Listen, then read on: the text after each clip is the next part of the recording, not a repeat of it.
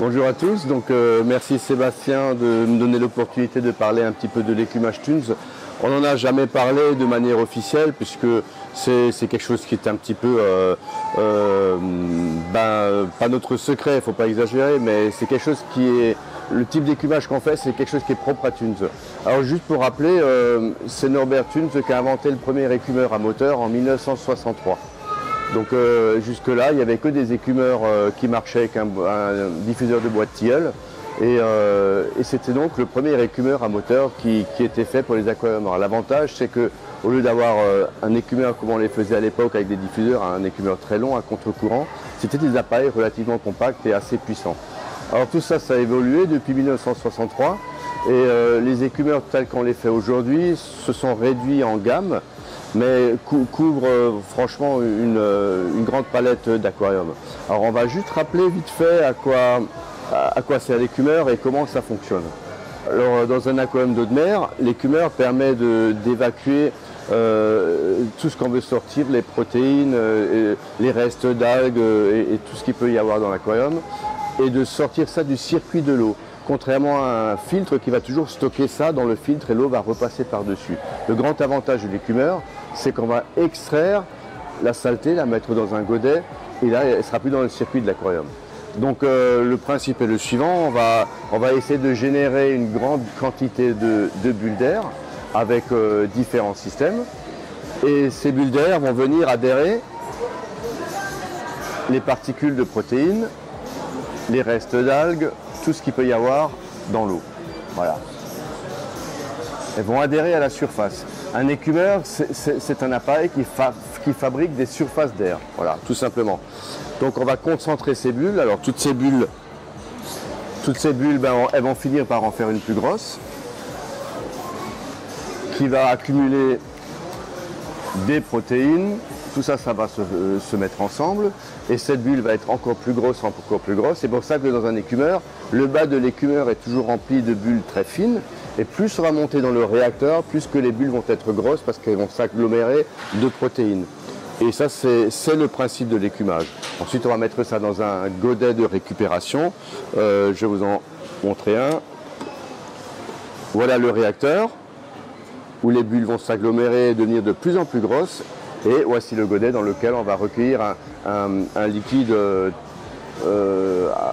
en général assez odorant qui est le reflet de ce que vous avez dans l'aquarium. Si vous avez un aquarium qui est rempli avec pas mal de microalgues, ce sera assez vert. Si vous avez un aquarium rempli de beaucoup d'invertébrés, ce sera un liquide plutôt brun. Voilà, c'est le résultat de l'écumage. Donc ça c'est le principe de comment fonctionne un écumeur. Ensuite, il y a le principe de génération de bulles d'air. Alors, depuis 63 jusqu'à il n'y a pas très longtemps, on avait les écumeurs Thunes qui étaient faits avec un système de pompe centrifuge à haute pression. Voilà. Pompe sur laquelle on avait intégré un venturi. Voilà. Donc, quand la pompe tourne, qu'elle génère une grosse pression d'eau, elle va entraîner de l'air et elle va sortir un mélange air-eau. Alors si on analyse ce mélange air-eau, tout en mettant, toujours en mettant de manière assez simple la turbine dans cette position, vous pouvez facilement vous rendre compte qu'on va créer une palette de bulles d'air. Donc les plus grosses vont s'échapper ici. Et plus elles vont être fines, vos bulles d'air, plus elles vont aller loin dans l'aquarium. Mais ça représente le débit d'air. Le débit d'air d'une pompe qui fait par exemple 600 litres/heure, c'est ce qu'on avait sur la plupart des écumeurs. Alors ne sont utiles que les bulles qui sont ici. Voilà. Toutes ces grosses bulles d'air qui malheureusement sont aussi produites par Aventuri, et qui font partie de tout le débit d'air, ne servent pas à grand chose. Donc en 2005-2006, on a mis au point un nouveau système de dispergateur. Donc dispergateur, c'est une turbine à picot Alors, ça existait déjà, c'est pas quelque chose qui vient de chez Thunes, mais on a voulu améliorer les performances.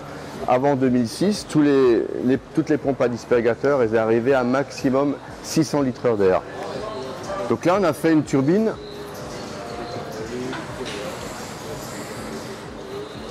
avec un grand corps de pompe. Une pompe avec un grand corps de pompe et une turbine à picot qui est relativement petite.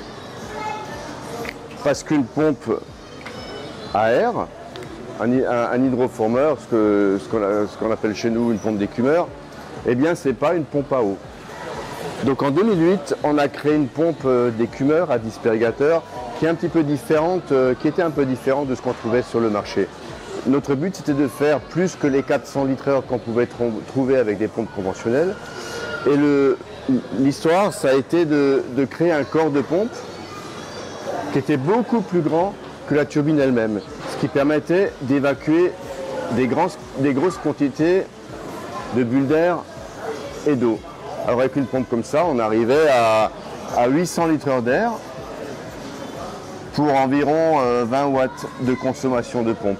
Ce qui nous a permis alors de créer des écumeurs beaucoup plus gros avec de gros corps de pompe et d'y mettre une grosse quantité de bulles d'air. Si on prend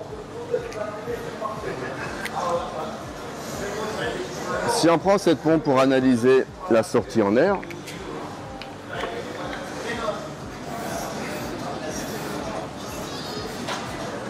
on se rendra compte que tout le débit d'air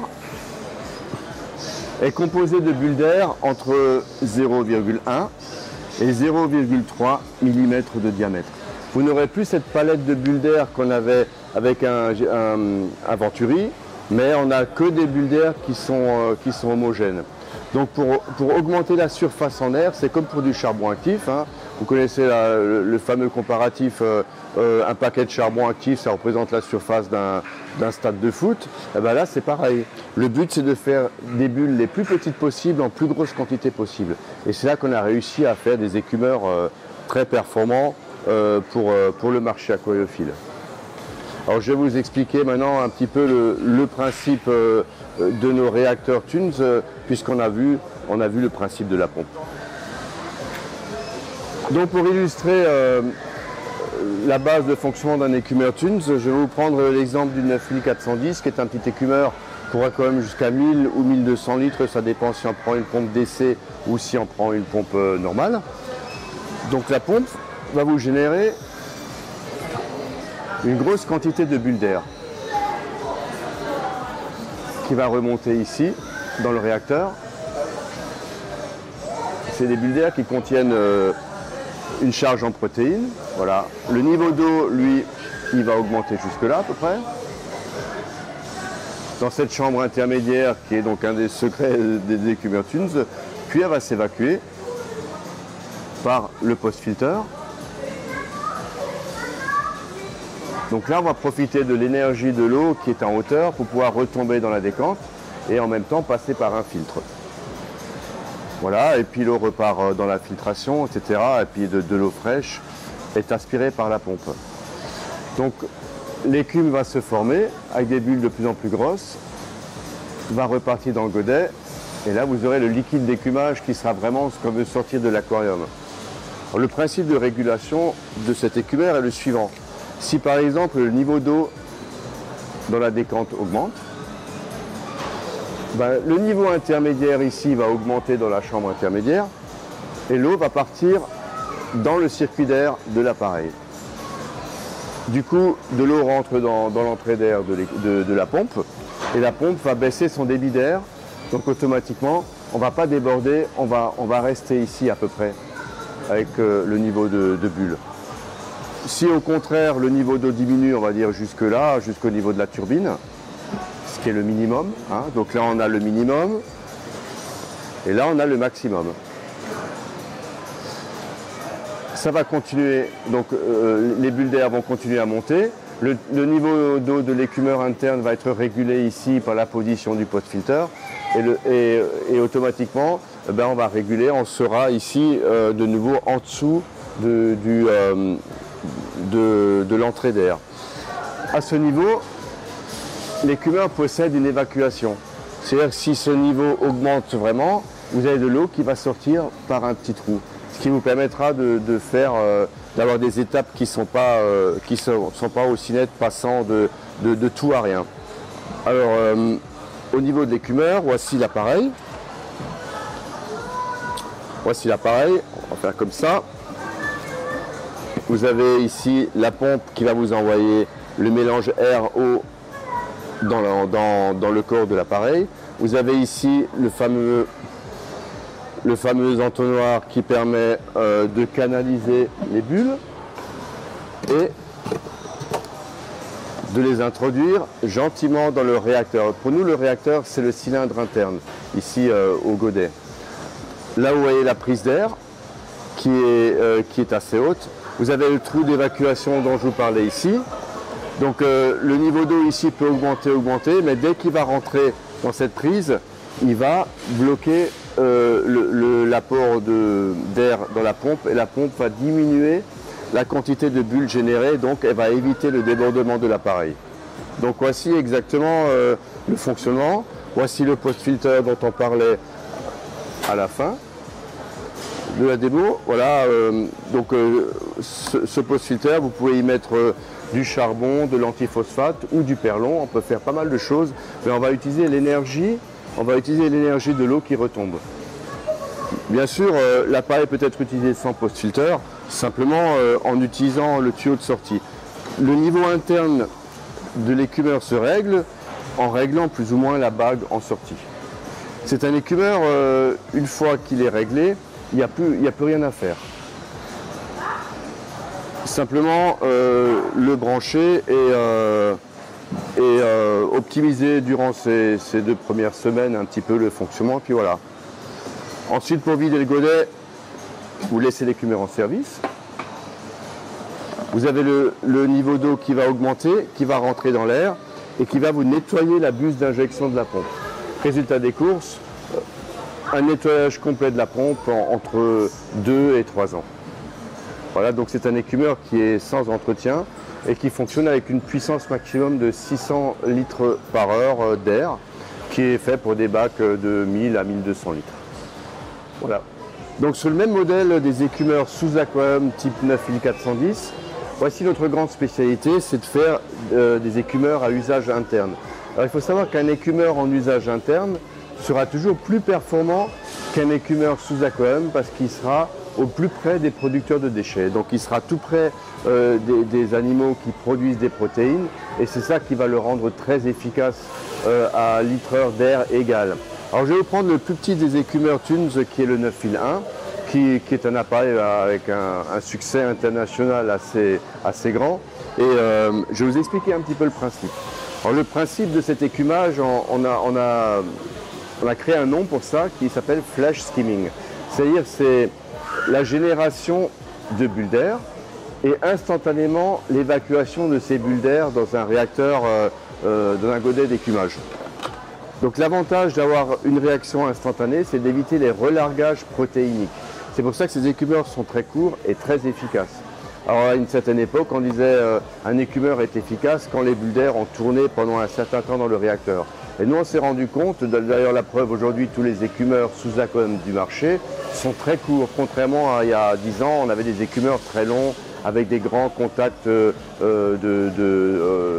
grands temps de contact entre les bulles et l'eau. L'avantage donc de ce temps de contact très court, c'est d'avoir des écumeurs aussi très courts. Alors, par exemple, la pompe former, on l'appelle former, puisqu'elle crée de la mousse. Cette pompe va générer une grande quantité de bulles d'air, tout simplement avec l'air qui vient ici. On va remplir l'appareil de bulles d'air et tout de suite, on va évacuer ces bulles d'air